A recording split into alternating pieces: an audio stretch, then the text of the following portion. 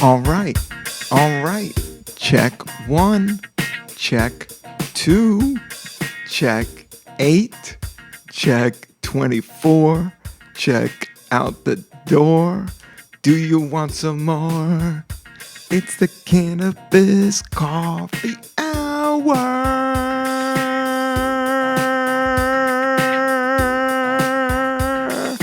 with your host, me, Rob Cantrell, coming back with another episode 227, which was a great television show in I think it was the 80s and 90s, 227. But episode 227 of the Cannabis Coffee Show. That's this show.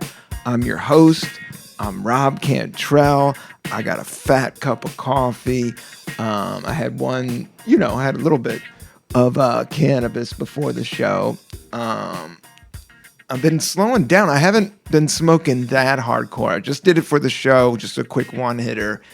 But on the most part, this week has been non-cannabis, which I have liked. I like the deal, how everything's kind of getting normalized with cannabis and almost the oversaturation, which should have, it's been held back for so long.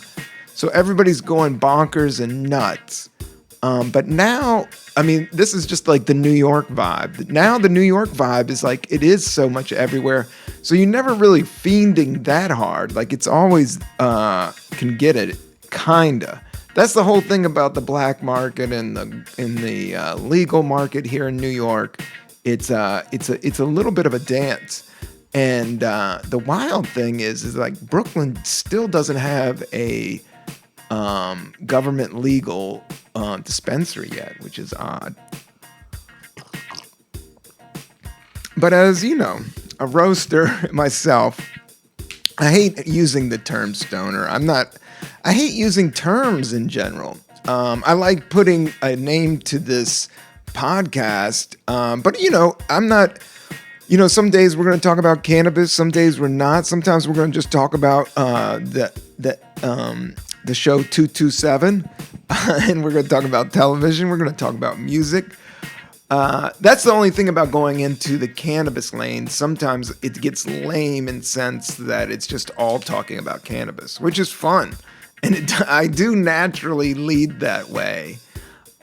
Because I do enjoy it, and it is a sacred plant, and I do think, I don't want to get deep like sacred. I just think it works for me, and I don't want to preach it on you, but that's what this podcast is all about, the Cannabis Coffee Hour, and I love coffee too. I'm kind of in a funky mood because I got sunburned on my lip, like. It's been the most painful, like, healing of a skin. I know the last couple of weeks I've been talking, some painful stuff, but I guess physically but I always try to remind myself, like, it's not that big of a deal. The older I've gotten, like, some of these, like, little things that, if I was 19, I'd be bitching about nonstop. But with, and when you look around, and you see the suffering of a lot of different people, and even if you got a sunburn, but this thing, I'm not to complain, but it like bubbled up to be like really big, like I had a dip in my mouth, and then your lips. I've always had kind of chapped lips. I don't know if everybody's like that, but it's just the lip stuff is very important in my life. Whether it's Beeswax, which is one of my favorites. Carmex, remember when that whole thing went around that Carmex is addictive to you? Like some of those things, I don't know. That's why I like Burt's Beeswax. I know it's au naturel. Any of the hippy dippy stuff, Burt's Beeswax definitely got some cannabis in it. Even if they don't say it, the guy that was making it was smoking some weed, and it probably blew it into the Burt's Beeswax, and it gets right because it just has a certain vibe. Kombucha, the same thing. But yeah, my balance is kind of funky because of this lip. And it's like one of those annoying things that like my mouth is always like wet. So you need like for things to heal, it needs to be like dry. So it's this over process. And I was just talking to somebody and I realized that like she can't see it, but then I licked my lip and I ripped this scab and I started bleeding and I'm like, fuck. And I walk out, like, luckily the conversation had ended, but I'm still not sure because I walked out and I put my hand up to my mouth and it was like a blood thing. And I was like, shit. So not to make this podcast about that, let's go back to 227, which was a great like sitcom show. I actually was like, oh, we're doing a sitcom, a 227 episode. We got to talk about the show. So I Wikipedia'd it. I have some coffee here.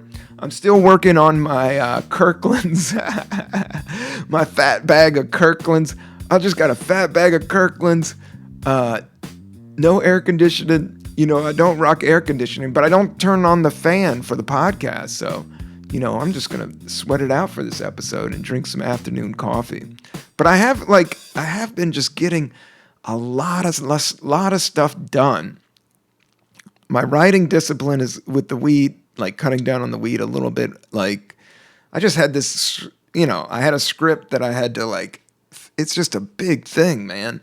And then you write it, and then you got to rewrite it, and then you got to read it, and then you got to, you know, I'm like on the third or fourth time going into, but the only thing is the more you do something, the better it gets. Like the more I work at it, I have to say the last few times, like going back and doing a rewrite has been more enjoyable because it's already a thing. The hardest part is just getting it out. Especially for me, like I know I'm good at writing and I could do it, but it's just sitting there and actually quieting your mind enough. That's what I'm trying to do and to focus. And man, it was a lot easier in high school when I didn't have fucking internet. Internet ruins everything, man, except for the Cannabis Coffee Hour. Like and subscribe to the podcast. But I've noticed, and I've become, with meditating, I've become more aware of my mind and how it might wander.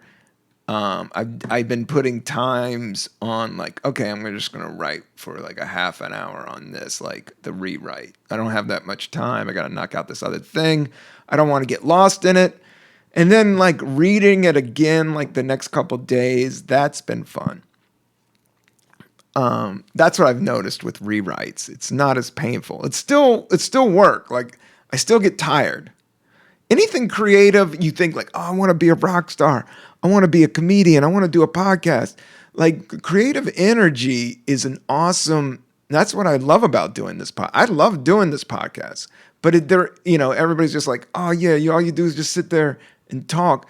But at the same time, you know, it's a creative thing. And like, I'm trying to, whether if I have a guest, I do have guests lined up. I got some great news. I got a great producer signing on board. We'll just call him Timmy. We'll call him Timmy right now. I don't want to blow up his spot too much, but he's in the trenches and he's on board to find sponsors. And he's been locating travel equipment for me. So I don't have to have like a full team every time I do like a big episode. Like I've learned from all these mistakes on this podcast. So I love all you guys sticking with me. Grab a cup of coffee. We're going to be talking about cannabis. We're going to be talking about beats. We're going to be talking about 227. Oh, I am doing a show tomorrow night. I've been doing a lot of stand-up. You can check me out at robcantrell.com. But I'm going to be in New Jersey tomorrow, in Jersey City, at this place called Corgi Spirits. I think it's like in the back of a wine shop. But it's a good show. And the thing about Jersey City is that's where a lot of young people have been moving to. Like that's like a lot of the 20-somethings. Everything's getting so blown out that there is like this cool artist. I know there's a lot of great stand-up shows over there, and I know a bunch of stand-ups that are great that live there. And it's super easy to get to. So I'm doing that tomorrow. I'm excited about that. I did a show on Tuesday in the Lower East Side at the 1-in-1. Shout out to the UGG crew. They do a show down there. It's in the Lower East Side, 1-in-1. They have a Friday and Saturday night, and it's pretty wild, and it definitely has that old school LES Lower East Side freak artist vibe. And the guy that runs it, shout out to Todd Modeste, always puts me up, is always cool about like just giving me spots whenever I don't, like if I need to work out material. And that's what I've been doing. I'm trying to put together a one-man show project. And so I'm using kind of like all these art rooms and really pushing myself to be more creative on stage and kind of go into a new direction. I've been doing stand-up since 1999. So it's great to mix shit up, man. And it's great to let things unfold. That's what I'm, learning. That's the kind of shit I'm on right now. But yeah, the 227 TV series. 227 is an American sitcom television series that was originally aired on NBC in 1985. That's what I thought. It stars Marla Gibbs, and Marla Gibbs was a part of the Jeffersons, which was a big show in the 70s and early 80s. This is kind of like the mid 80s, so she got a lot of work on that and killed it. I mean, that's when like TV shows, if you were on like the Jeffersons or the Facts of Life or Different Strokes, these were like huge. They were almost like your couch in your living room, like compared to like media now. Like we're all addicted to media in some sense. Like, I mean, it's cool. Like YouTube and Instagram, like I'm always on there, but I'm trying to like back off. I killed my Twitter. But at the same time, like I've always said with this podcast, I don't want to go heavy politics because I don't know everything, but I do know that I'm kind of down for the artist and the freak and the weirdo, and I'm not down with kind of dick mode. Like Republican is just hardcore dick mode, which is cool. Sometimes you got to go dick mode, but to apply it to overall politics in general. But, I'm trying to keep my mind open because I just think there's so much tension and split in the country that I'm trying to move into, as I say, like the power of now, living in the moment and accepting people and the situation for what it is and not bringing all the baggage from everywhere else into that one moment. But if somebody's being a dick, they're being a dick, and you got to call them out on it, or you can ignore it. And I'm just talking about like media and stuff like that. Like there's so much toxic media out there, and then even the stuff that you think is good, like you're still not keeping yourself open completely to the moment. Unless you're really sitting down to watch it and enjoy it. I just know with like trying to write this script, I end up getting on the internet and then I gotta spell this thing. I gotta look up this thing. And then I'm going down, a 227 TV series rabbit hole. And, but this was what's interesting about 227, that the series was adopted from a play written in 1978 by Christine Houston about the lives of women in predominantly black apartment building in the 1950s Chicago. But the new one is in Washington, D.C. And that's why I think that it related to me, because I grew up in Washington, D.C. until I was 10. And then we moved down south to Southern Virginia. And then I moved back when I was 16, 17. And then I lived there till I was about 27, 26. So, yeah, a lot of, I when I see DC, but I haven't been back I think during the pandemic, I went down like 3 times. No, I did January, I went down. And I did a show at the Arlington Draft House down there. I got to headline.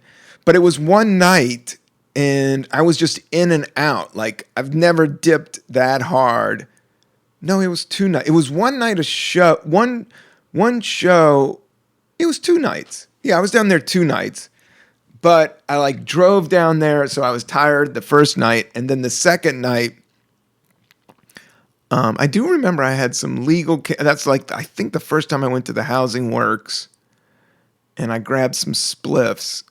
And I don't get high for the ride or anything, but after a long drive, smoking a little bit of herb, there's nothing. It's just like the best, like come down, work down. Because a long drive, that's a lot of focus too, man. When you got to drive like 5 or 7 hours, some people smoke cigarettes, some people dip, some people smoke weed. Like I've done all those things, but not in the last 10 years. Not since I've been grown. I tried to cut that out. Yeah, driving while high isn't the best thing. It's not recommended and shouldn't be done at all. As we get legal, you gotta have that kind of. I don't know. I can't tell you what to do, but for me, that's kind of like for the today going forward. I try to, never like smoke and drive. Like it's just too much. And the weed's too powerful, and at my age is just driving. You just need full focus. They're fucking such heavy machines, and you're flying around. But after a long while, just to have one of those dog walkers, just to have a nice good spliff. Forget about it, kid. You made it. Yeah, like driving's intense, man. That's like driving the Millennium Falcon out there these days. Like these highways are like there's so many cars. I just think there's so many more cars. And I'm in the major city, so I'm always dealing with that shit. But coming in and out, I took the subway into the LES, and I have to say, what's good about the subway, like I don't even have AC at home. I'm kind of anti-AC, but I sleep better that way. I don't like having the windows all shut. I like having full, real air. But on the subway, the AC hits. When you get one of the cars where the AC just hits hard, I love that shit. Especially like when it's super hot outside and then you're like, oh man, I gotta keep it moving. And I shouldn't have worn jeans. And then you run down to the subway and you get into an ice cold metal car, a subway car, man, that is a trip. And then nowadays we have such good beats. You put on your Spotify download super playlist. I see people on the subway like playing games and watching movies and shit. Man, it was not like that. Even in the flip phone days, you're still like, your eye was on the swivel. But you have to watch that shit. Like, even now, like, I don't walk around on the street in the city with like music blaring in my ears. And I used to back in the day, but no, you got to be more aware and conscious. It just shit pops off in New York constantly. That's why it's like the best weed town and the worst weed town. The worst because it's just like it's always moving. You got to hustle constantly. And sometimes, weed wants you to lay down in the grass and pet the earth, which I love doing and which you should do. The world needs more weed. And it's getting it. That's the cool thing. And it's figuring it out.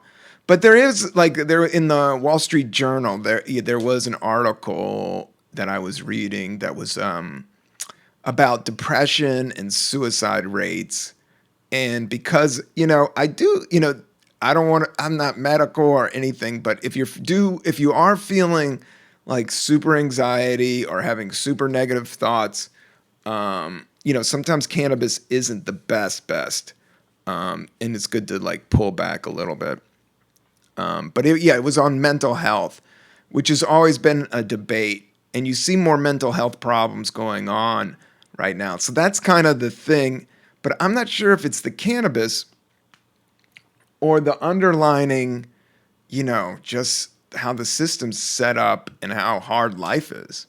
That's kind of the thing is. At the end of the day, that's why you got to always end up being nice. Because what I've noticed is even the people that have it made, like life is hard. Like life is just hard, but it's also awesome. And there's always something that you got to deal with. But thank God there's cannabis and coffee. I'm a coffee snob. I did have the Kirkland's medium roast. I'm all about the medium roast. I got this like 5 pound bag at Costco, and I got it like a month ago. But I got some good. My producer Tim is lining stuff up. Coffee, cannabis. He's promising a lot of good things and sponsors. So I'm getting the team together. So I'll have a little bit more coffee. But I also got my cousin, my brother-in-law Kevin out there sending me brilliant coffee.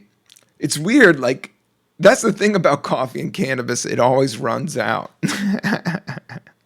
But I'm getting to a point, I think this is the best age for coffee and cannabis, because I know when to pull back on coffee and I know when I need it, and sometimes you do need it, and then I also know when to pull back with cannabis, but sometimes you need it, and thank God it's there.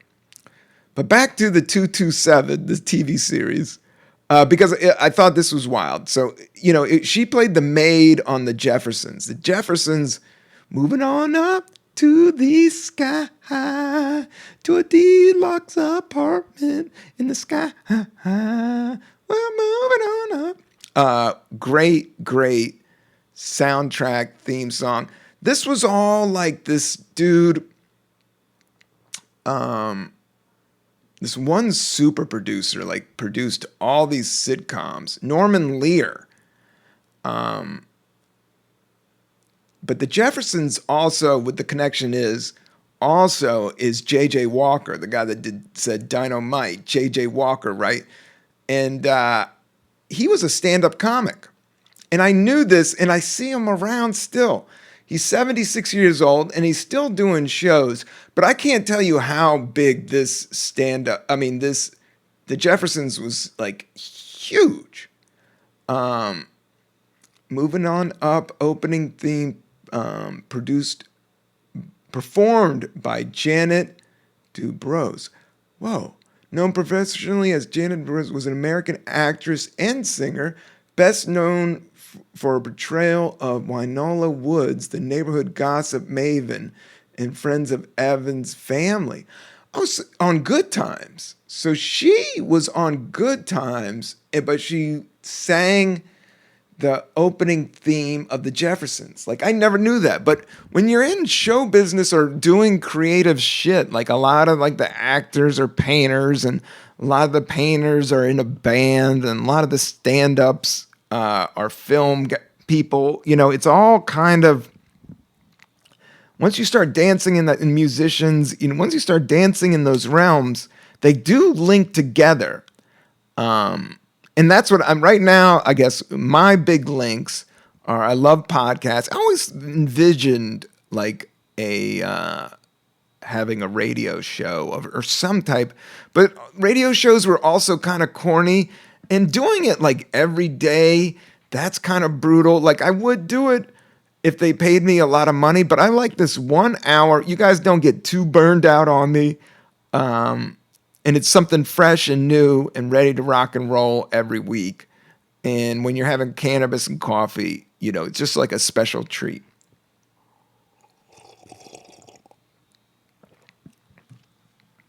I'm trying to dodge this side of this mouth with this, like, with my sunburned lip.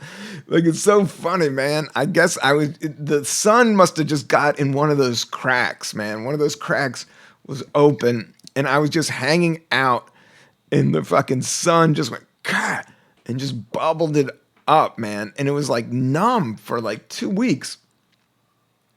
But I couldn't complain about it because it's, compared to the big picture, like it was like one of those things that's not stopping you to go out and do stuff and be in the world and work, but it was also like always kind of there. But now I love how the body heals. Like, that's a trippy thing, is how it's healing. Like, it's gets better every day, and of course there's scabs, and then they rip off, but eventually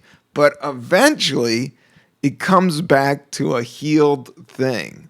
How trippy is that, man?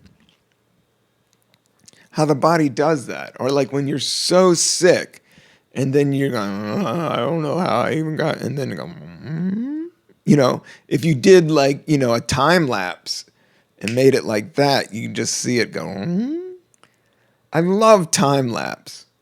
I love growing plants time lapse. And then when they go back down, like that is the circle of life. Sped up. You're actually seeing life move, like the magical part of it. Like when you're just sitting there looking at the plant, you're like, oh, this motherfucker's just a plant.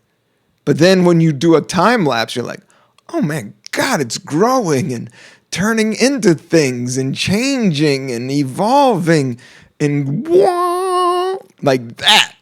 That's the shit right there, man. So this lip, it's healing, it's gone down, but it's still like it's in that weird area where it's always wet. But I was going to talk about JJ Walker.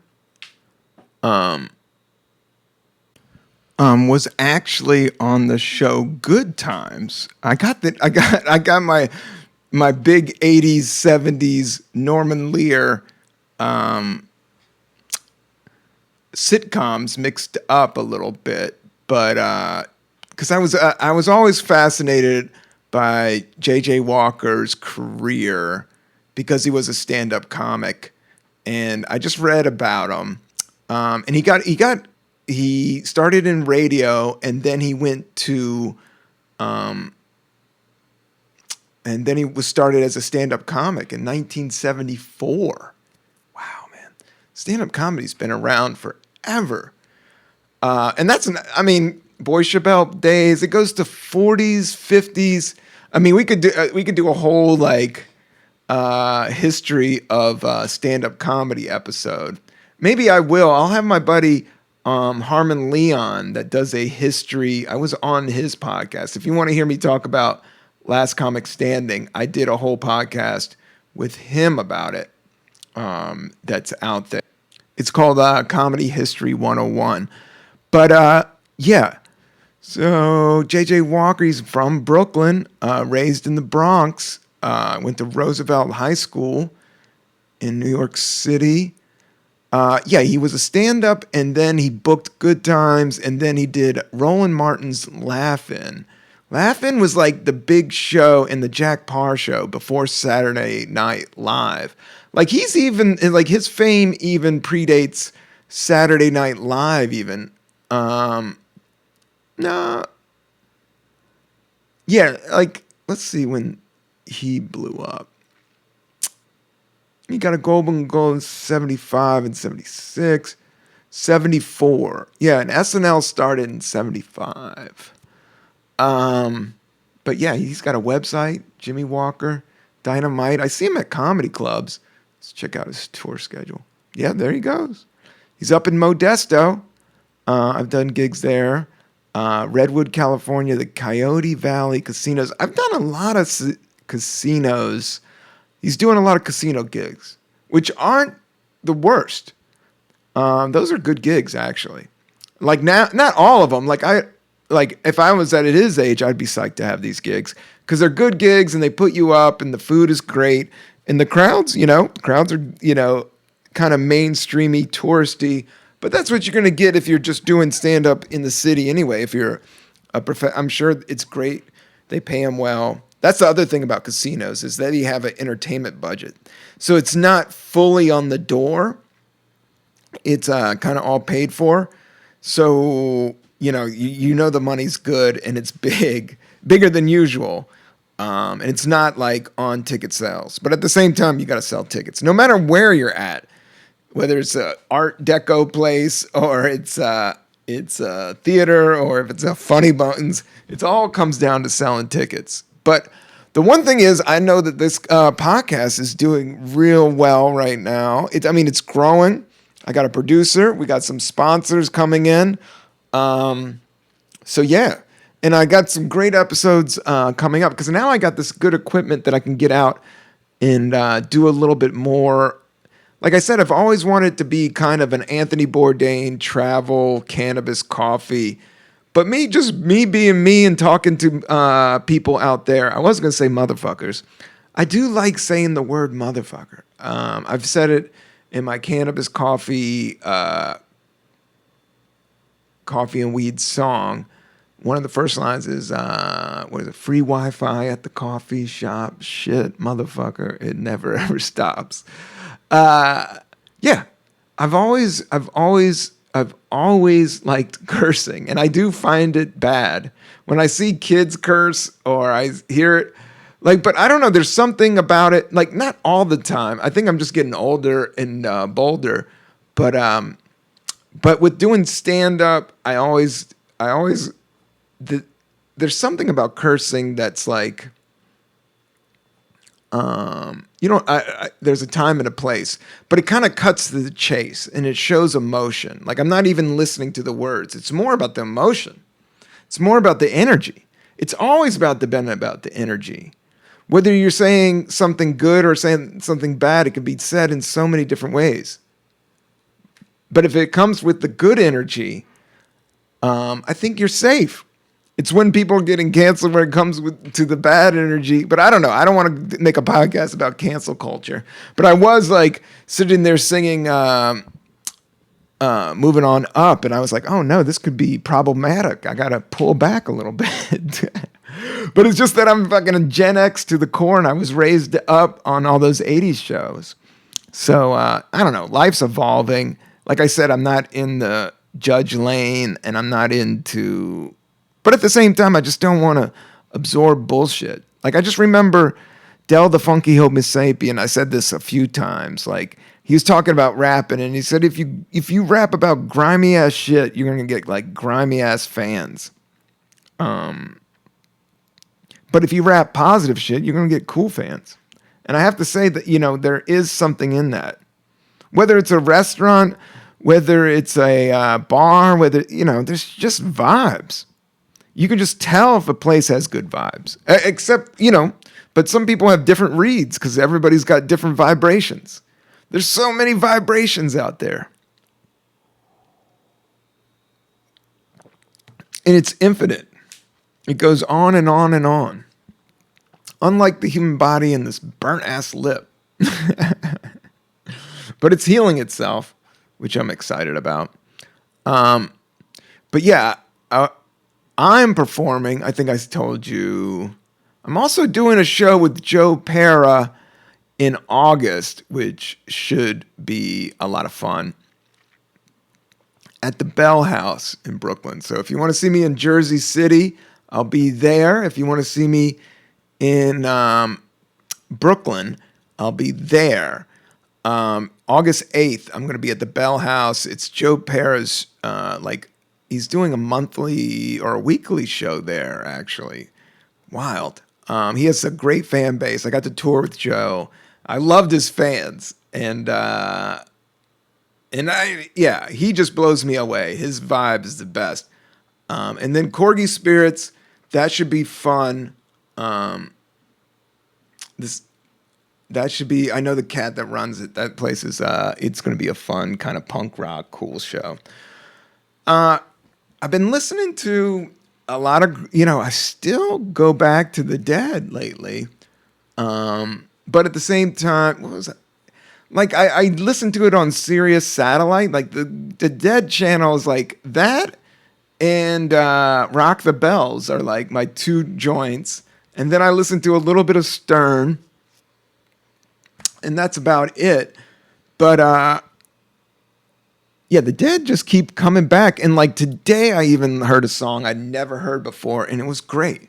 It was like, kind of acoustic, spacey, kind of, I don't know. They have this like American music, guitar music, because Jerry Garcia came from the whole folk era.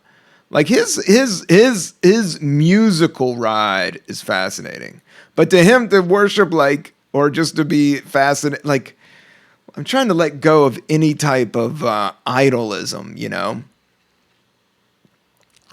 because you have to make moves on yourself, and sometimes if you're just looking at something else too much, the influence is a little too heavy, but you can be inspired, and those dudes are inspired, and just the vibes are good when you're in the mood for it. Speaking of good vibes, Mike Doty, he has a great. Mike Doty was the lead singer of Soul Coughing, and he actually did this podcast. That was one of the trippier moments in my life because I used to listen to Soul Coughing like. There was 1 year that I like pumped those CDs like nonstop, and then I ended up doing a comedy show with the lead singer, and I'm like, holy shit! And then we became friends, and then during the pandemic, and he doesn't even smoke weed. Like he went all the way to, he was like a heroin dude. Like those guys got really big, like right after Nirvana, and he was on like some hip hop, electronic beats, organic. It was pure like Brooklyn fucking artist weirdo hip hop, alt rock type of shit, and it hit hard. But then they broke up with the band. He had a whole heroin thing. He wrote a book. But I got to get to know him, and we're good friends, like online. And then when he moved away, he moved to Tennessee. But you can listen to that podcast. Go back and listen to the Mike Doty podcast. But it was deep in the pandemic, and he was like one of the first like higher end like celebrity cats that I reached out to that said yes. But what I was saying is like his Instagram is dope, man. He literally just sits around making beats and music all day. I know he does a Patreon of like new music constantly. So he kind of has like a rabid fan base. Support Mike Doty all day. Sign up to his Patreon. Listen to his beats. He's got his Instagram, like just some of the bass grooves are sick. He has all these beat machines. He's always tinkering around. I've been playing my guitar more and more, but I'm trying to learn bar chords, and like what I'm learning is I kind of learned with like my first three fingers, and so if you're gonna do bar chords, you kind of need your last three fingers. So I've been playing everything with like my pinky, my other finger, and then my middle finger, so I have like the ability to rock some bar chords. And it's a change, you know. Now I'm playing everything worse, but I like doing it more as a mental thing. I do want to do more. Meditation has been really clicking and going good for me. Like I could sit and do 20 minutes straight without anything. Fairly easy. Like I used to like really worm out towards the end, and now I'm just like, you know. And that's just clearing all the thoughts out of your brain. Because those thoughts, thinking is good for the moment, but like kind of just letting go and feeling with your body is kind of what you should be doing all day. And like being a part of nature, being a part of this planet. And if you feel the good vibes, I don't know what's going on out there. Like even last night, I think there was more smoke from Canada, but I don't know. It may be just hot. It's also like 98 degrees. And when it pumps into this city, man, it's just straight up concrete, and it just fucking swelters. As soon as you get out there, you're like, whoa, maybe I should go back in. Maybe I should be hanging out underneath a tree with a coconut juice, man. Wiping my brow with a coconut water. That would make a good song. Might have to write that down for my next album. If you want to listen to me doing some hip hop interpretation, I can't say I do hip hop. I can say what I've always done is I do Rob Cantrell music, which is caffeinated dope rhymes, which is definitely, the thing about hip hop is it is. Rapping is poetry. And what is poetry? It's playing with fucking words. And to make them sound musical or artistic or, kind of tantalizing to the mind and senses. And especially with rap, I see it as kind of almost a percussion instrument in some ways with the voice. And poetry is in the same way as like, it's a little bit different. You're playing with the words and more of a like thinky feel thing going on. But I do dig good poetry. On the subway, they've been putting up all these good poems. I think they're of new, and I always read them and I always enjoy them. I don't know. I can't sit here and talk about poetry with you, but I do respect it. I'll say that. Same thing with classical music. Like I said, I went through the park and this symphony was going buck wild. And I sat there and just absorbed it, man. It was just like something to be in awe of, like all those musicians in sync and how much training each of them must have been going through. And then the conductor just being all coked out and wild and so intense and yelling, dun, dun, dun, dun, dun, dun, dun, just going at it. Art is great to absorb. And it's weird because sometimes I blow it off and I'm like, I gotta make money. I gotta fucking do this. But I guess it's inspiring. And it shows you like just making something out of nothing. That's always the dopest shit. And that's always the most original shit when it comes from that nothing source. And you know what I'm talking about. Coming from that blank, coming from that unknown. That's the thing with this chat GPTX or all this AI technology, like everybody's worried about. I told you about the show that I went to where it was like an AI freestyle rap battle. They had like this female girl rapper, like a real chick, and then they had the AI machine as Jay-Z, programmed to be Jay-Z. And the human being crushed the AI, like literally crushed it out of the water. And that's when I knew.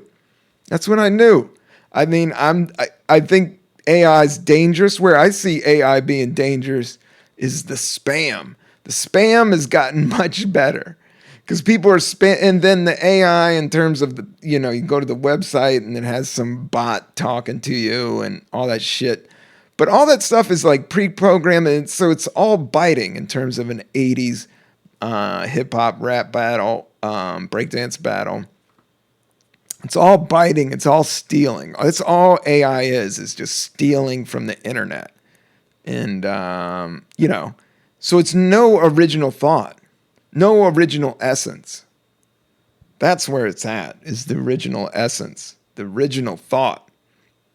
But is any thought original? Is everything been said, by somebody? That's the thing. That's the other thing, that silence is so dope.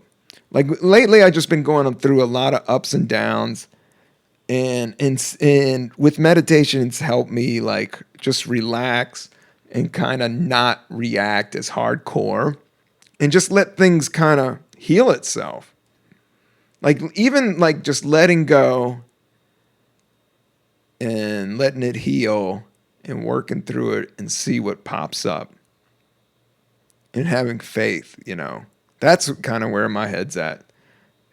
What would you like if I taught you faith, faith, faith? Now, yeah, that is George Michael. I will say George Michael songs are as poppy and cheesy as they are. And I'm a super straight married dude. Those are the jams. He just had some jams. That's all I'll say with that. Like in terms of what I was trying to think, like a guilty pleasure is a good George Michael song. How many jams? Careless Whispers, and that's not. Wake Me Up Before I Go Go. I'll rock that. That's a good. I'll like that tune. One More Try. Like he was such a huge artist, like in the late 80s and 90s, and even I'm seeing, but he had a whole thing. I don't know how he died. He died in 2016. How crazy is that? This guy was on top of the world. This dude's, his estimated sales was between 100 million and 125 million records worldwide. Wake Me Up Before You Go Go. Last Christmas, that's a good jam. Don't Let the Sun Go Down. That's a great. Freedom, that jam. That's a jam. Freedom 90. That's a jam right there. That's had all the supermodels. That couldn't have been a bigger thing ever. Let's see. He has a lot of Christmas jams. Too funky. He has some funk jams. He's like a soul singer, soul pop singer. Wham rap? What? I want to clap. This is what's the problem with the internet. Man, they got some Wham rap. They did it like Wham was like he had this dude that he would do songs. It was like kind of like Hall and Oates and shit. His singing partner, but then he just broke off, and they must have had these were like big ass record deals. These dudes. I Want Your Sex. That was a big jam. That's got a funky beat. Yeah, that's not like something I'd pump like heavy, but it's got a good beat. But I want to click on that. Michael, okay, here's The Guardian. George Michael's 30 greatest songs ranked. Okay, let's see. I just want to see what their top 3 are. Let's see here. Okay, that's all though. They started from so you have to go down. Wham. Yeah, Freedom 90 is the number 1. The other 2, I don't even know. But Freedom 90, I mean, you can't. That's a good jam. I think just like he had the best producers, and he knew what was good, and he had like a soul funk background, and they have these $1 million studios, and they have the very best just learning about. That's what I love doing my album. You can check it out on Spotify and iTunes. Caffeinated Dope Rhymes. But if you have that much money behind, and have some talent, and they can super produce it, like, dude. But those days are kind of gone, or maybe, I don't know, The Weeknd's up there. I got to check out that show with The Weeknd on it, The Idol. I'm going to check that out and talk about that on the next episode. People have been, that's Righteous Gemstones I want to get back into. I've seen a bunch of the new ones. I love, I've always loved Danny McBride from the get-go. The funny thing is, I knew a dude that was exactly like that cat, and he had red hair. He literally was like a redhead, and he was my funniest friend, and he knows who he is if he ever listens to this podcast. But everybody knows how funny this cat was. Out of my crew in early days, high school, like I was funny. I wasn't the funniest. Like he was also, obnoxious, and like that's just not my style.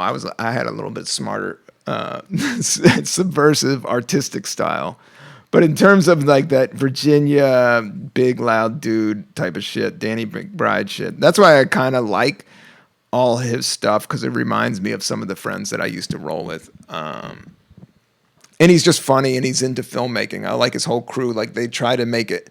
They go for it. They go for it, and they do it a little bit higher end on the humor thing. Like some of it's gooned out. They go for the funny, super funny.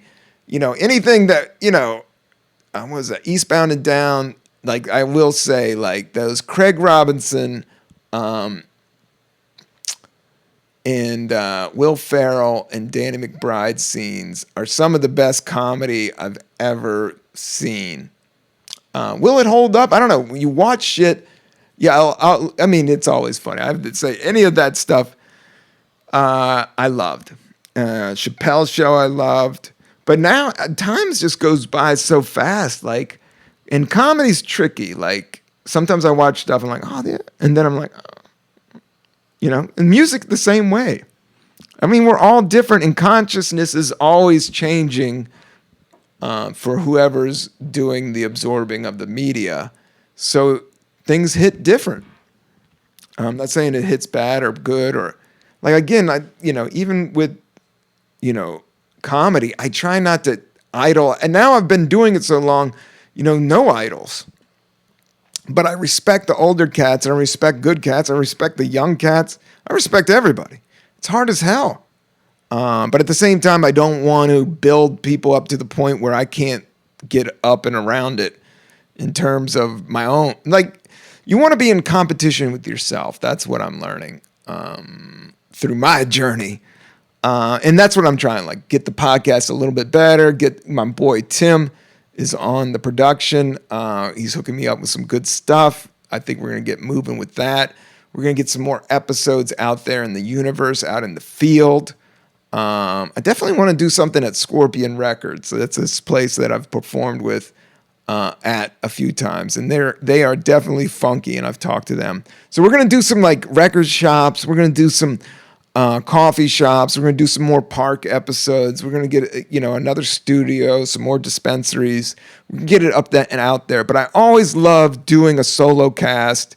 And if this is wavered or I talked anything weird, just realize that I'm trying to do 50 minutes. I just talked for 50 minutes straight and tried to keep it on board. I'm finishing the last bit of it's done. I always power through the coffee when I'm doing the podcast. That is good.